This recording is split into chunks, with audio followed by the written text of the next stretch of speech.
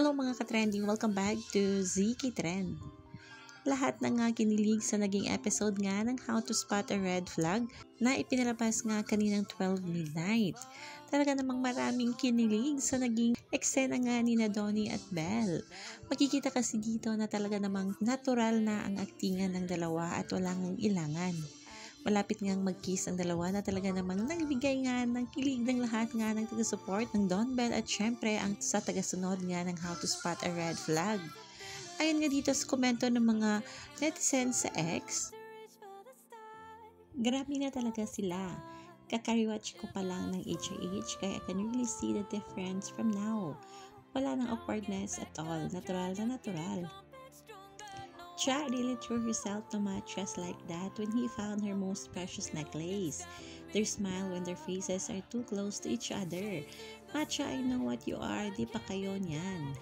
Simple scene but Matt's soft voice and their faces so close made the moment felt intense in a way that I can't even explain. Ang tawang-tawa ako when Sir Benji entered the picture.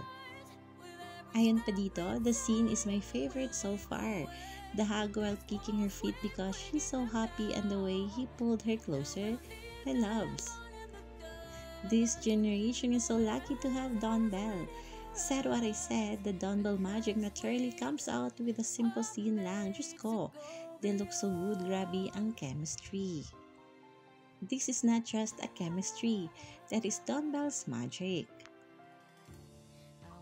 Ayun pa din dito, parang hinamoy pa yung isa't isa eh. This hug is so comforting to look at.